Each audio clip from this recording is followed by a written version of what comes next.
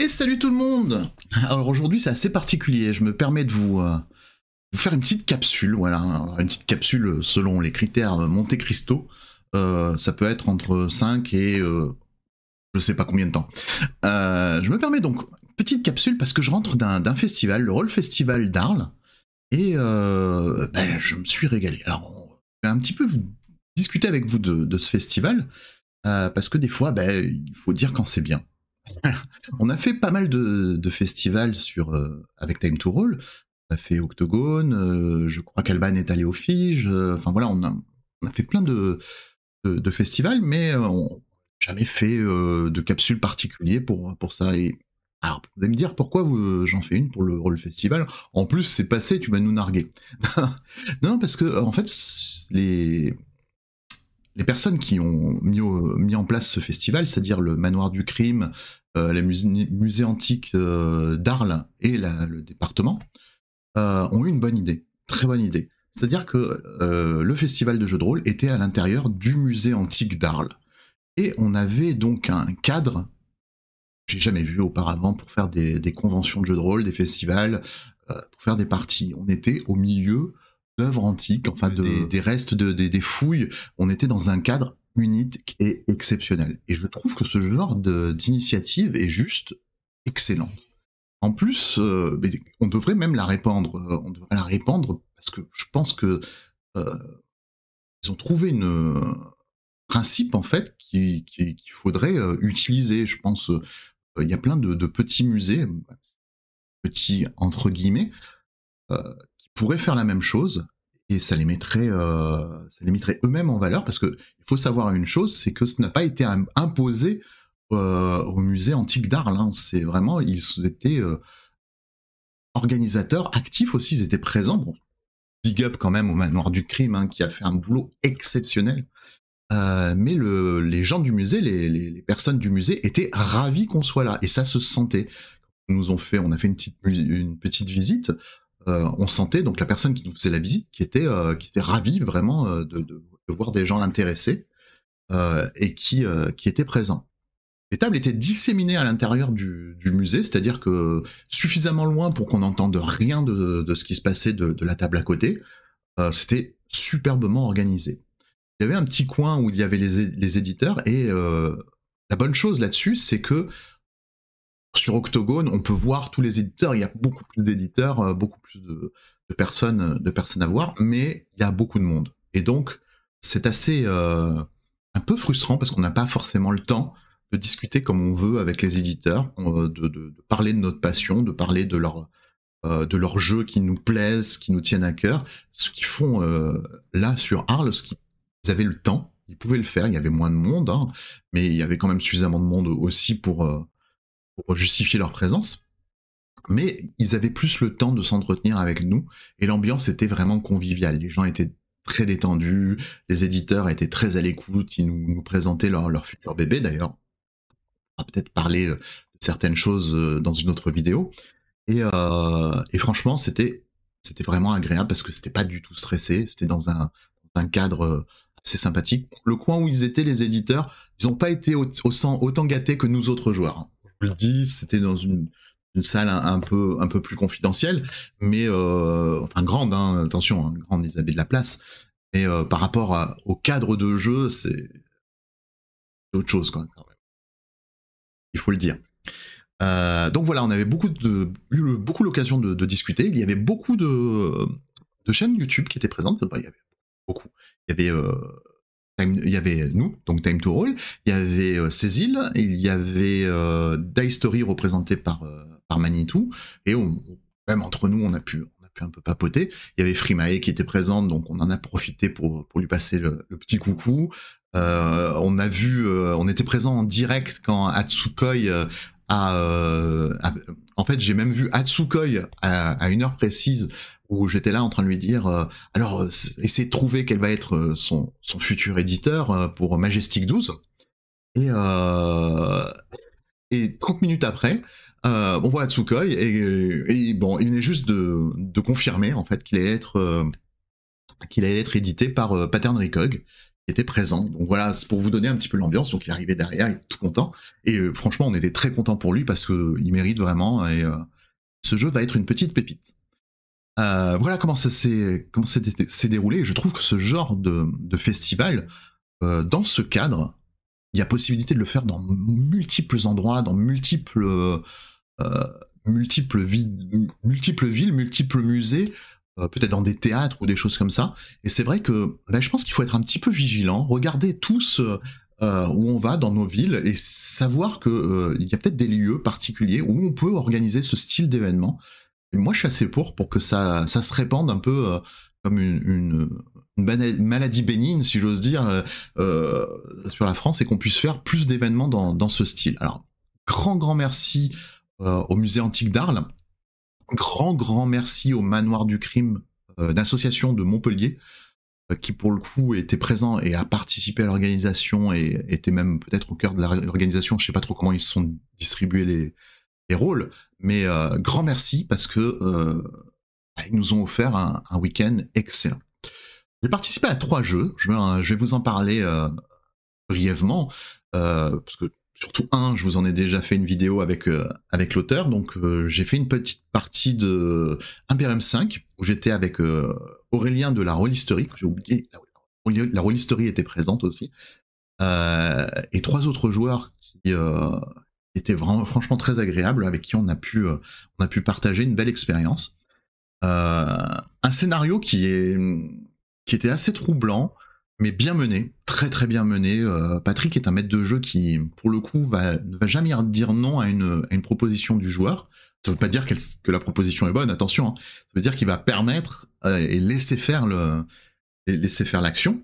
Et on s'est amusé. Voilà. C'est juste vraiment bien éclaté. Ça a aussi levé une petite brume qui était devant certains regards d'Imperium 5, parce que c'est vrai que quand on vous le présente, le jeu peut paraître un petit peu obscur, un petit peu énigmatique, et cette petite partie de démonstration lève beaucoup de questions qu'on se pose. Et franchement, c'est un très bon moment. Le deuxième jeu, c'était The Heist. Alors The Heist, vous avez peut-être vu le financement participatif, donc qui est aux éditions Entremonde, j'espère que je me trompe pas, je crois que c'est Entremonde, oui. Le principe de The Heist, c'est de faire un casse. De faire un casse et de réussir ce casse en un temps limité. Le jeu est très sympa, donc le jeu est très sympa. On était une table, on se connaissait tous à la table. Donc c'était d'autant plus sympathique. Donc il y avait Manitou d'History, il y avait Aurélien qui était présent aussi de la History, et il y avait un ami à moi, un très bon ami qui habite sur Arles, qui était présent. Donc on se connaissait un petit peu, donc ça a été facile de faire cette carte, de faire cette table. Le jeu n'est pas dénué d'atouts, j'y suis arrivé, dénué d'atouts. Voilà, le principe est vraiment de faire un casse. On a un cadre, on a une mission en fait qui est là c'était de faire un casse en Irlande, auprès d'un mafieux irlandais, exactement. Et donc de préparer ce casse. Donc le jeu, sa force et son défaut, il y a un peu les deux. Sa force et son défaut, c'est qu'il est très structuré. C'est-à-dire que il y a différentes phases. Une phase d'approche, une phase de préparation et l'action en elle-même. Donc, ce qui est sa force, c'est que du coup, on va pouvoir faire ces différentes phases qui sont chronométrées. Mais du coup, son défaut, c'est que ça va hacher un petit peu le jeu. C'est-à-dire qu'il va, lors des passages de différentes phases dans différentes phases, ça va un petit peu hacher. Je comprends un peu le principe, parce que le principe du jeu n'est pas de s'éterniser, en fait. Le principe du jeu est de faire une partie, du moins celle qu'on a fait, au moins, on va dire, en 3-4 heures, pas plus. Voilà. Le jeu est vraiment construit pour faire une petite partie en 3-4 heures. Et sur ce point, il y arrive remarquablement bien. Les persos se font vite. Bon, là, c'était des pré-tirés en plus, mais on vous a expliqué après comment fonctionner. Les persos se font vite. Le système de jeu est élégant. c'est-à-dire très fluide, très simple, très fluide, très original, amusant. Donc le système de jeu, rien à dire là-dessus. J'ai eu un petit peu plus de mal avec ces phases qui étaient un petit peu hachées, on va dire, mais sinon je comprends pourquoi, je comprends le principe. On sent que les auteurs viennent du jeu de plateau, même si, attention, c'est un jeu de rôle, hein, faut pas me faire dire ce que j'ai pas dit, mais dans les mécaniques sont très bien faites. Comme je vous dis, le système de jeu est élégant, et c'est vrai que du coup, on retrouve peut-être la fluidité que pourraient inspirer certains bons systèmes de jeux de plateau, et on le retrouve là, euh, dans le jeu de rôle, mis dans le jeu de rôle. Et on retrouve aussi le fait qu'ils viennent du jeu de plateau dans cet aspect différentes phases. Alors, on aime, on n'aime pas. Il y a des gens qui adoreront. Moi, j'ai bien aimé. Attention, pas dire que c'est ce que j'ai préféré. C'est peut-être le petit défaut pour moi, mais globalement, c'est très agréable.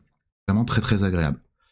Et le troisième jeu. Alors, le troisième jeu que j'ai fait, là pour le coup, gros coup de cœur. Gros coup de cœur pour la table. Je vais pas vous citer tous les membres de la table. J'ai oublié leur prénom. Qu'ils me pardonnent. J'ai même oublié le prénom de mon maître de jeu, mais qui était excellent.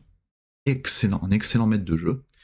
Une table exceptionnelle, avec des joueurs qui, vous savez, quand on arrive dans une table, on connaît peu de personnes. Moi, je connaissais une personne à la table.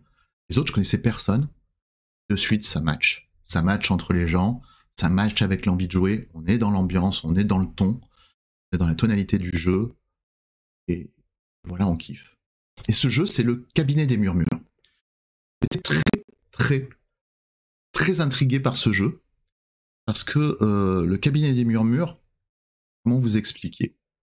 Il y a un corps physique pour un nombre de joueurs différents. Ça peut être 2, 3, 4, 5. Là, en l'occurrence, on était 5 joueurs. 5 joueuses et joueurs, d'ailleurs. Et on s'est régalé. On s'est juste régalé parce que le Cabinet du Murmure, en fait, tous les joueurs, tous les persos sont morts. Voilà. Tous des morts, voilà. Comme a dit le maître de jeu, la première phrase qu'il nous a dit, c'est « Vous êtes morts ». Sauf un. Sauf un qui va jouer un médium. Un médium, ce qu'on appelle un véritable médium. Et tous les autres joueurs sont des fantômes, des spectres, enfin, choisissez le terme que vous voulez, qui investissent le corps, en fait, qui habitent le corps de ce vrai médium. Mais le vrai médium est conscient de ce qui lui arrive et vit avec ces fantômes. Et ces fantômes cohabitent dans un cabinet, le cabinet, on va dire spectral, je ne sais pas trop comment l'expliquer, qui s'appelle le Cabinet des Murmures. Et tous discutent, le médium vit sa vie, le scénario se met en place, très très bon scénario, très passionnant pour le coup, et surtout, encore une fois, j'insiste bien, un remarquable maître de jeu. Et donc les joueurs, ils vont me dire, mais il y a un corps, il y a plusieurs, mais comment ça se déroule et tout. Et en fait, le corps du protagoniste va être mis dans différentes situations, et pas chacun leur tour, mais suivant les situations, les fantômes vont pouvoir dire « je prends possession du corps ». Avec l'accord ou pas l'accord, il peut y avoir des conflits. À la table, on s'est bien trouvé, il y avait une bonne ambiance, on avait bien la bonne vision de jeu, on était tous ensemble là-dessus, et donc ça s'est très très bien passé. Sauf une fois où on était en, entre guillemets, conflit, mais toujours bon enfant, où on ne voulait pas, on n'avait pas les mêmes objectifs, d'ailleurs, bien tort. Et Manitou, qui était aussi présent à la table, avait bien raison de faire ce qu'il a fait. Et donc prennent possession du corps et interagissent suivant les thématiques qui vont être abordées et auxquelles le corps sera confronté. Par exemple, on doit faire preuve de bienséance, il y a parmi les fantômes une personne qui est une maîtresse dans l'art de bien se tenir dans telle société, et le médium qui est vivant va laisser la place à la personne pour bien se comporter durant ce moment. Tout le monde entend ce qui se passe, tout le monde est à l'écoute, tout le monde peut susurrer ce qu'il faut dire à la personne qui possède le corps. tout le monde peut donner son avis. Sauf qu'il faut savoir que tous les fantômes parlent entre eux, personne n'entend rien à l'extérieur. Le médium, lui, entend tout, enfin la personne qui possède le corps entend le tout, mais ne peut s'exprimer auprès des fantômes habitant le cabinet, qui sont présents dans le monde spirituel, en parlant vraiment. Et c'est très compliqué. Et ça donne place à des situations tellement cocasses, gênantes des fois, hein, hilarantes par moments. Et voilà.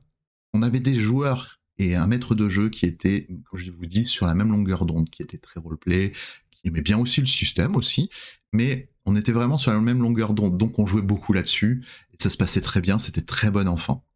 Donc voilà, le cabinet des murmures, ça a été, je pense, mon coup de cœur rôliste, enfin des parties que j'ai fait ce week-end, d'autant que je ne le connaissais pas. Pour Imperium 5, je suis pas objectif, hein, donc j'aime beaucoup le jeu, mais je suis pas objectif, parce que je pense que vous savez que j'aime beaucoup le jeu.